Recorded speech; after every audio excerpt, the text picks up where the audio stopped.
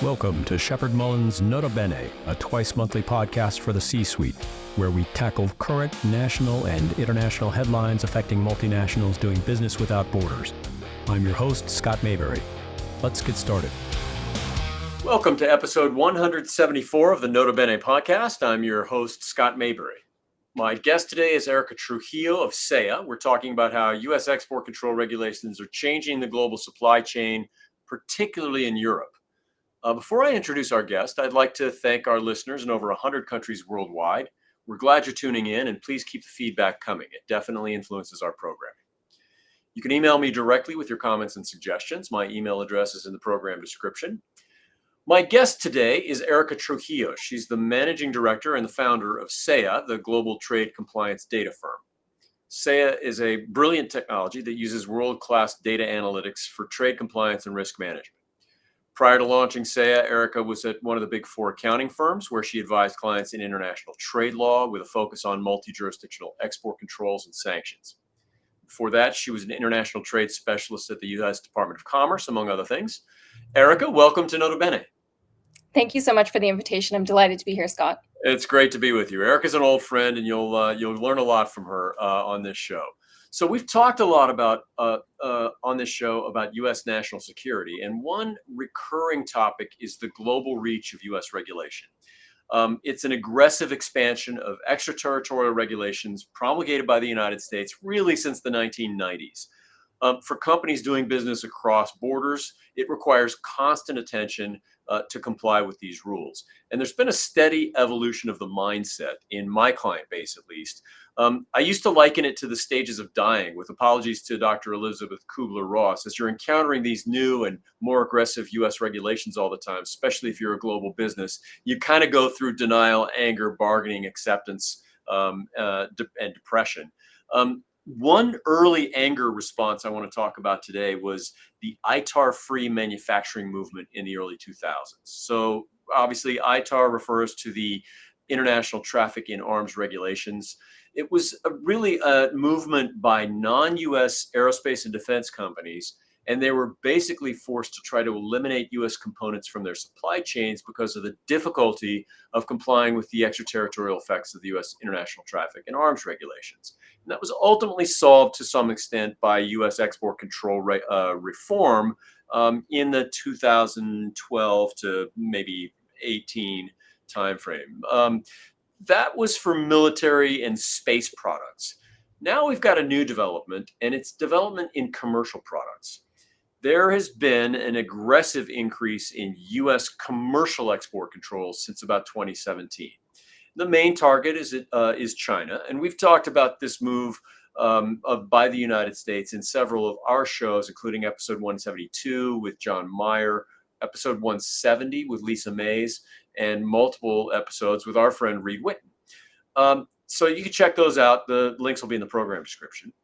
The latest response we're seeing is EAR-free manufacturing. So the old response was ITAR-free movement, where the companies were trying to avoid the application of the International Traffic in Arms Regulations in their manufacturing of aerospace and defense products. Now, there's a somewhat of a move. We've seen this from several different clients in several different iterations of trying to manufacture products outside the United States that aren't covered by the Export Administration Regulations, which are the commercial export regulations of the United States. So some of our clients have tried to figure out how to manufacture goods without any U.S. inputs. And this is harder than it might seem because of a rule that we've talked about a lot on this show, the Foreign Direct Product Rule, which is really a constellation of U.S. export control rules, and they've gotten more and more and more aggressively extraterritorial over the last few years. And so what it means is that if there's any U.S. origin input of any kind, like technical data or software or testing machines used for testing the products you're making, those inputs can subject the non-U.S. made product to U.S. export control regulations. So it is very hard to comply with these rules, and some companies have started to think about whether they need to comply by just not having any U.S. inputs. So the question for global business, for our audience, is, do we continue to try to comply with these aggressive U.S. export control rules? And how are European rules and U.S. rules diverging or coming together? And how do we manage the strategic realignment with the United States and China as strategic adversaries? And Erika, that brings us to you. What are you seeing in your client base between the U.S. and European sanctions and export controls? Is there a convergence or a divergence of the rules, first of all? Oh, Scott, there's already so many good points in here. So yeah, first of all, to answer your immediate question, I think the answer is a little bit of both. And you and I have briefly touched on this in the past, but I would say that there's probably an increasing divergence in terms of the actual policies that we're seeing. So, of course, I think this is abundantly clear when we're looking at tariffs, when we're talking about some of the rules and restrictions that we have on China. Of course, there's nothing like a foreign direct product rule in Europe yet. So I would say that the policies themselves are diverging. However, it's very, very interesting to see the convergence of mechanisms. So, how are we actually regulating export controls and sanctions?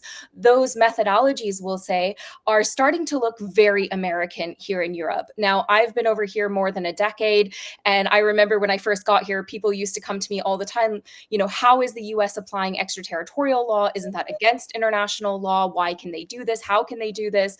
And suddenly we're now starting to see a lot of very extraterritorial reach looking elements coming from, the EU dual use regulations, coming from a lot of the sanctions applications here in Europe. Of course, one recent example is the fact that EU operators are now responsible for applying best efforts to manage their subsidiaries, regardless of where those subsidiaries are in the world, in terms of complying with Russia sanctions. And in addition to that, we're also starting to see some interesting movement in the area of strict liability.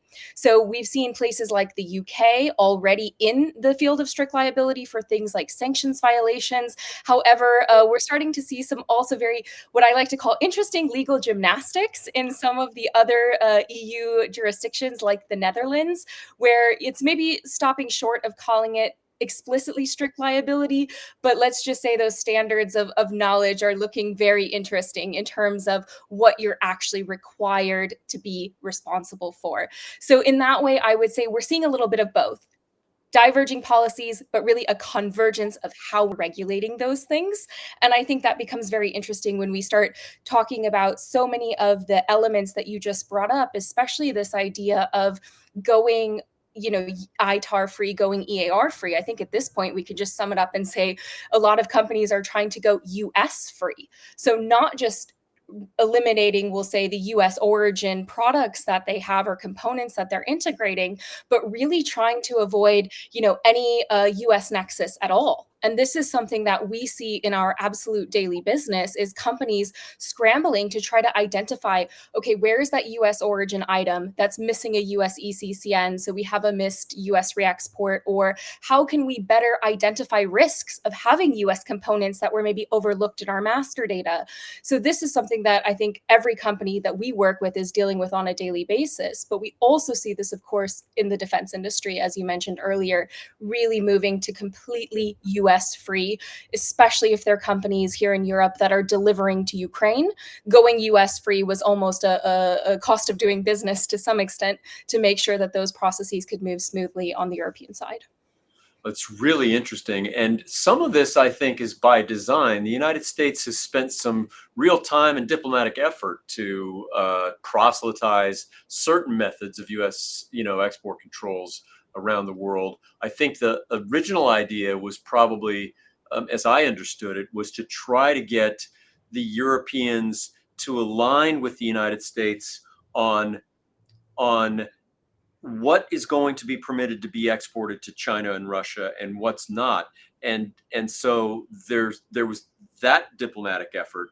But I think one unintended consequence is that the more that the European regulators have looked at US regulations, the more they've thought, well, whether or not we align with US goals on certain export destinations, whether or not that's our policy, we can learn a lot from the way the United States regulates, because U.S. regulation has always been years ahead of every other country's regulation. We've just got a very sophisticated regulatory culture here, for better or for worse. And so we've got a lot of people here who've been thinking about ways to make laws extraterritorial for decades. And so it's not really surprising when you think about it that there are other countries, including in Europe, who have started to learn how to make their laws extraterritorial. I mean, it worked, right? And I It think worked. especially when we start talking about things like strict liability, this idea of having, we'll say, a very litigious legal culture and that being the way of regulating is very unusual here. However, I think especially when we're talking about sanctions violations, this idea of strict liability to some extent, it does work because companies know that they are responsible for taking those additional steps as opposed to just kind of closing eyes and ears as soon as something leaves the physical territory of the border region, let's say. But I think this is why it's always so interesting to, we'll say, compare the US legal system with the European legal system, because even though we're using so many of the same words, the legal culture behind them is, of course, very different, even in terms of what we consider to be territory. The US is very conceptual, whereas until the last few years, Europe was very territorial, right? It was the physical ground that you were standing on. That was the territory of the country. But now we're starting, I think, to see as the world has become more globalized, as it's become more digital, the Europeans are slowly catching up to this idea that trade regulations and trade restrictions also, to some extent, need to be a little bit more conceptual because that global trade is so interconnected internationally. It's true, and as you say, some of this is happening because it works, and we shouldn't be we shouldn't overlook the international security aspect of all of this. Like, everybody will agree that there are certain threats out there, and there are certain actors that should not have access to certain sensitive and dangerous technologies. What I think, and by the way, I think my experience so far has been that the United States and Europe are mostly aligned most of the time, but there's some real divergences. I mean, the early examples were in the Cuba embargo. Europe didn't want to play along, and in fact, passed laws throughout Europe that said it was unlawful to comply with the the U.S. Cuba embargo. Similarly, to some extent with Iran, especially prior to the JCPOA.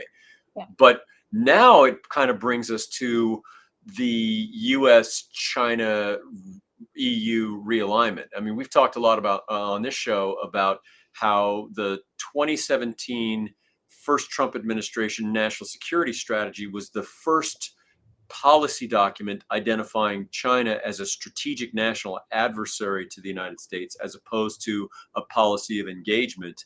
And that has created kind of a system-wide response within US government and US regulation to deny China access to sensitive technologies. So what's the EU part of that? What's the strategic realignment mean that's happening specifically as regards China that you're seeing in the EU?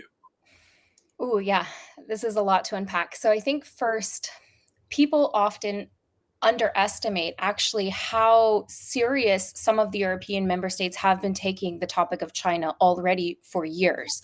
I think the best example of this is if you look at the German national security policy that was published, I believe it was 2 years ago. That also highlights China as the number one threat to, we'll say, national security here in Germany. I mean, it really is a very interesting read. I do recommend it. I was a little bit shocked, actually, at how direct and aggressive that document was coming from a European member state to really be talking about things like protecting intellectual property, as well as really focusing on a little bit of the kind of national security elements of economics in terms of building a comprehensive strategic policy. So I think that already is a starting point, highlights the fact that the US and EU were not so far apart. I think, of course, now Europe has been a little bit more hesitant in terms of directly applying, we'll say, sanctions or strict export controls on China in the same way that the US has we'll say, been a little bit more liberated to do in the past few years.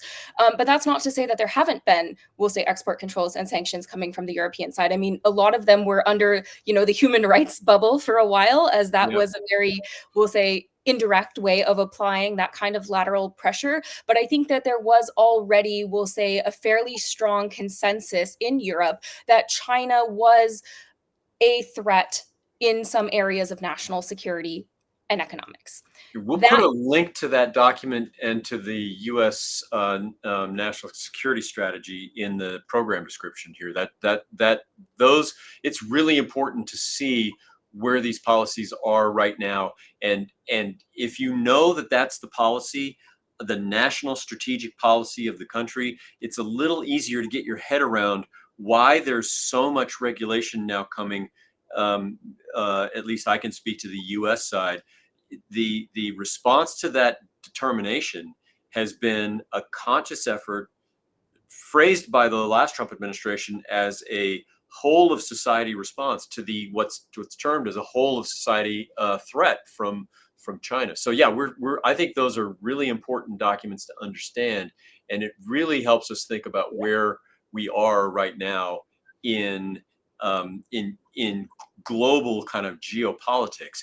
And the question that's raising in the minds of some big global multinationals, especially ones with a foot in Asia and a foot in the West, they're thinking, is there a big divergence coming? Is there a real split coming where I'm going to have to someday choose between whether I'm going to do business with China or do business with the United States? We debate that around here all the time, and I'm interested in how kind of you're seeing that debate playing out. Yeah, this is very interesting. And this is, of course, where it becomes a little bit more political, we'll say, in terms of the kinds of emotions that are happening in response to the geopolitical changes. So I think, like I said, a few years ago, there was a pretty strong consensus between the European member states and the US in terms of kind of where the focus of foreign policy was.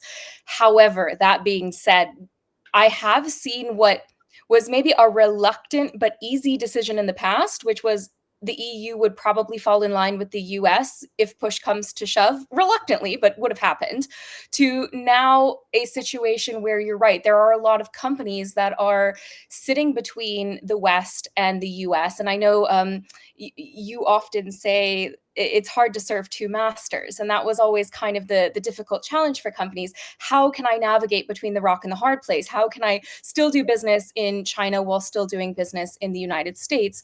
However, I think that reluctant but fairly straightforward decision, if anything, has become more difficult in the last, we'll say, few months, because European companies are now having to, we'll say, hedge their bets a little bit, especially if they're looking at, quite frankly, very unpredictable tariff situations with the US.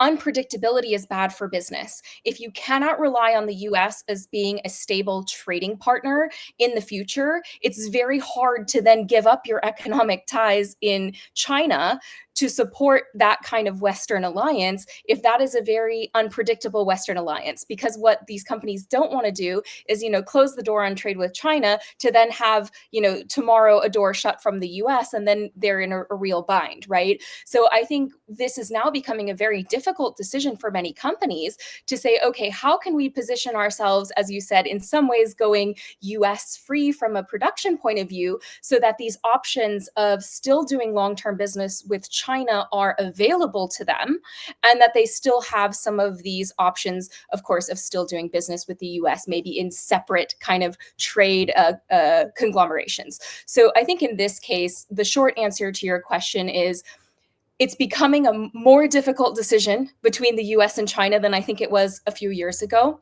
And I think until we start seeing the United States again as a safe, predictable, reliable market, it's going to be very difficult to ask European companies to walk away from China. If you're going to ask European companies to walk away from that China business, you need to give them somewhere to go. And ideally, that somewhere to go is friendly and safe from a business perspective. Well, and you raised the topic of tariffs, and we are going to have a show that's specifically dedicated to that because it's so disruptive and so difficult right now. We have what I'm tongue in cheek calling the Shepard-Mullen CFO Tariff Call Participation Index, where if you look at the average percentage of tariff calls that I had with clients for the 30 years that I was in practice before this year, the percentage was 1% involving anybody from the C-suite. It's usually the shipping clerk and me and somebody talking about, how to enter goods or do a valuation. And now the average is about 100%. I have multiple calls on tariffs per day, and most of those include at least one person from the C-suite, because we've lived in a zero tariff environment for our entire professional lifetimes, and now the weighted average U.S. tariff on goods imports is somewhere around 17 or 18% when you add it all together. So that's a major disruptor. But so is this whole thing about China and the strategic realignment. And I think I don't want to overstate how close we are to an actual split between the United States and China, because the two economies are still extremely integrated. They're extremely closely tied, even despite all the disruptions. But the point you're making, and I think this kind of brings us to the next point I wanted to explore with you, is that it was a very hard thing to do in the early 2020s to comply with US law and still sell to China. Let's put it that way. And today, people are still doing that, but it's even harder to do. There's more of a compliance challenge with that. So let's talk about the compliance challenges. What are you seeing as the impact of these changes on companies trying to do business in the real world? Yeah, I think a lot of this comes down to the intersection of trade compliance and business resilience. And I think with the speed of change, of course, and really the high impact that the changes are having, whether it's tariffs or Russia sanctions, for example, I think a lot of companies had to wake up and realize that they need answers, and they need a trade compliance department that can be a strategic partner to the business and can deliver information that is valuable for making, we'll say, proactive investment decisions. It's not enough to, just sit back and have your policies anymore. I know we've been saying that for years for operational reasons, but quite frankly, now it's just too expensive to do that. And I think Russia was such, in some ways, a good test case for the resilience of so many of these organizations, because there are companies today that still do not have a handle over, what is the really real picture of their direct and indirect business with Russia. They don't have an overview of, here's exactly my products that have HS codes subject to Russia sanctions. They're not sure which of their business partners are highest risk for that kind of business. So I think that was a really good wake-up call for trade compliance departments to say, we need to have transparency over our business, not just, our little trade compliance function, but we really need to understand what's going on in the business. And we need a smarter way of proactively identifying where our risk exposure gaps are, so that if something happens tomorrow, we can immediately get that visibility, we can inform our leadership, and we can make thoughtful decisions, because otherwise we're going to be wasting time, money, and resources for, in some cases, the next few years.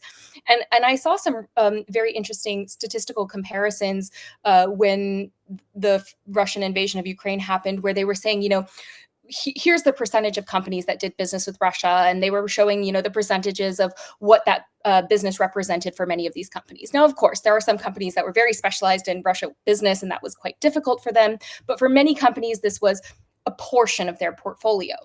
Now, if we imagine the same kind of scenario was to happen with China, this is catastrophic for most companies. So I think in this case, we really need to see companies taking kind of a two-pronged approach. One is absolutely getting the transparency over the business, and quite often that usually means data. What are they actually doing from a transactional point of view? What are the core areas of risk exposure, and how can they proactively deal with them? And then on the flip side of this is something I recommend to many of my clients, is that they kind of take that insight and that information, and they go call someone like you and say, okay, Scott, based on what we understand about our business, based on our operational gaps, and based on some of the kind of regulatory risk exposure areas we have, whether that's from a compliance, non-compliance point of view, or actually, as we said earlier, that US nexus in their business, how do we deal with this? What are our options? How should we be, maybe changing the way we think about things in a way that's obviously compliant, but going to give us the best business resilience going forward? So I don't have a better term for it, but maybe doing some like simulations in Yeah. terms of what are the potential impacts and how can we leverage this insight to really make sure that our business is prepared for whatever that worst case scenario is. So if tomorrow I wake up and the news has changed, I just take this stack of papers out of my desk, and if it's something else, I take that stack out. And I think I would love to hear a little bit of the experience that you've had in terms of kind of running these different simulations for clients and really helping them take a very strategic and proactive approach to some of the geopolitical changes. Well, the first thing you've got to do is know your data. And so for our audience, I think the key takeaway for this part of the conversation is that as this compliance challenge gets more and more difficult, the old ways that we used to do compliance are less and less effective. Like before the age of good data analytics, we were kind of forced to eyeball risk and figure out what we thought the patterns of diversion might be and how we might write terms and conditions in our contracts to minimize the risks of those things. And those are still important tools, but they're not as deep as the tools that you really need to understand it, especially now, especially if you're doing business across borders in goods or services, and especially if you're at all China exposed. So your point, I think, about data is really right. And for our listeners, this is not an ad for SEIA, but it's going to point you to them. And if you're not using some kind of analytics that can read all of the different data that your business is creating, because remember, your business is creating massive mountains of data, and it's not good enough to get me or your CFO or your shipping clerk to try to kind of sort through that data. We don't have the processing power. So you need algorithms to start looking at those things. You need them to be able to talk to each other. You need to be able to read them all. And then you have an output that says, okay, we've got some risk right here. And then the lawyers can help you write really targeted strategies for those things. And sometimes that's a better contract, and sometimes that's an export control license, or sometimes that's a discussion with a regulator. But we can have much more focused responses, and by the way, much more dollar efficient responses if we have a little bit more transparency and a little bit more access to data. And fortunately, we live in an age of data miracles right now, and your company is just one example of that. Yeah, no, Scott, I think you make such a good point when it comes to how we can best utilize our time and resources effectively. Because I think one thing is universally true, and that's trade compliance officers are working unbelievably hard. Yeah. The resources are always on the decline and the liability is always on the increase. So I have been a trade compliance officer myself for many years in the German automotive industry. So I understand what it's like to really be under that pressure that you have to do more with less. And this is really where I think we can be good partners to our business organizations if we are making sure that I'm having, the biggest impact on my risk exposure with the least amount of effort, because I don't have 6 months anymore to do a risk assessment. I need to know every single day what the new risk assessment is to keep up. And I don't, want to waste my precious budget having, my lawyers do work that's also not maybe interesting for them. I want to be really using that time and using those resources effectively to really engage with my law firms and say, okay, how can we make good investment decisions? How can I proactively target risk? How can I deal with this maybe critical issue that we identified? And I really want to make sure that I'm, using the full brain power of my law firms to be doing the really impactful work. And I think that's where there's this nice partnership between, using your data internally, becoming a more strategic trade compliance function, but then also being able to really effectively use outside counsel. I think there's a big takeaway here for CFOs and chief legal officers about the way you're using your outside compliance resources, like and your internal compliance team too.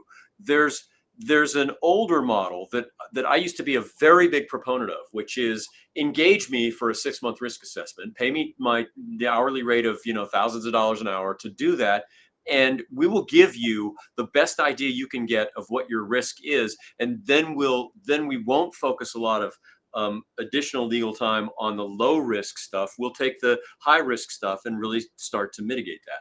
But you can eliminate a big part of that first step because of the processing power and the power of data that we didn't really have access to even just a few years ago. So the whole idea has changed, and in a way, I think in a very big way, it's an improvement from the perspective of the CFO and the chief legal officer. You're not going to spend, I would say, less on compliance. In fact, you might have to just continue to try to get more resources for this, but you're going to have a way better allocation of those expenditures between like really high volume, really high output, really refined data analytics, and then a little less of spend on legal work.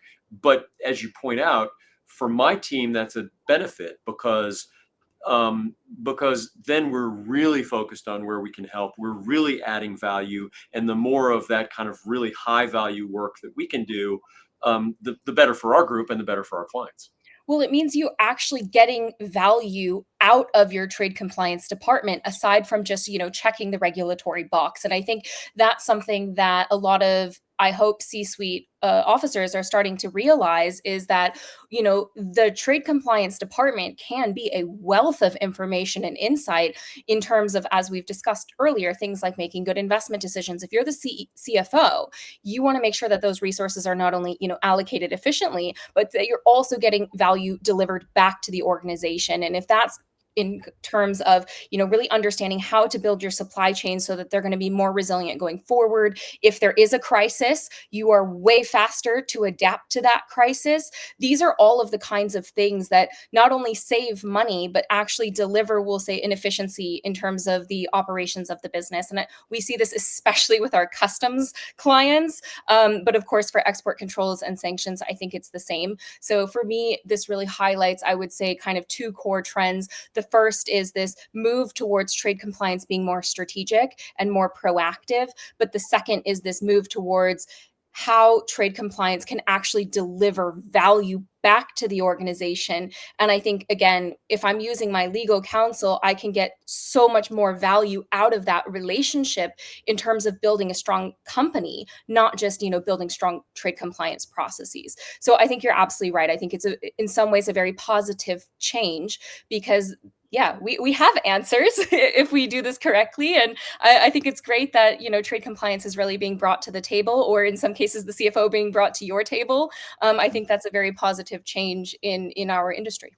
Yeah, it certainly is. And so if you're a chief compliance officer, there's a takeaway here for you too, which is that there's a way to move your organization into a more strategic position within the company. And there are even ways, this is starting to point to ways to make the trade controls function a real contributor to the bottom line of the company, because you've got access to a lot of data, and you've got reasons to look at those data and really think about what they mean. And you've got resources out there now who are able to get this data and put it all in one place where you can start to see it and see what it means for your company.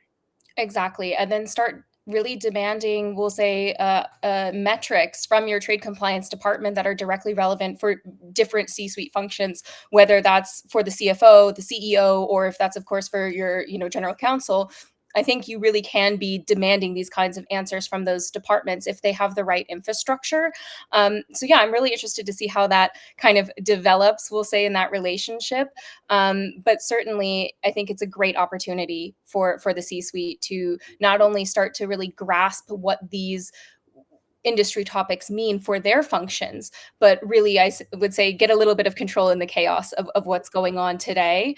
But if I had one kind of strong recommendation, it would be, don't wait until tomorrow to try to sort those things out, because I think the complexity of our relationship with China from a US perspective is only going to get a little bit yeah more of a quagmire than it already is now. And I think for the European companies that are sitting in between the two, they absolutely should be proactively having these discussions with their outside counsel to really understand what those legal impacts could be in different scenarios. Because again, that's the only way that I think the businesses are going to be resilient to these kind of tumultuous changes. Well, and we've now brought it full circle, because we started out talking about geopolitics and the convergence and divergence of regulation, and how the U.S., EU, China triangle is playing out in global politics, but and international relations and in international security. And now we're talking, and then we talked about how that affected the company and what the response really should be. And that kind of means that we've started thinking about the convergence between the real world situations that companies are now facing that have gotten way more complex, and the fact that we've gotten much more sophisticated tools to deal with the data within our companies to help confront some of those realities. So I think we'll leave it there. Erika, it's been a real pleasure having you with us. And so thank you so much for your time. Thank you so much, Scott, for the invitation. It was lovely being here.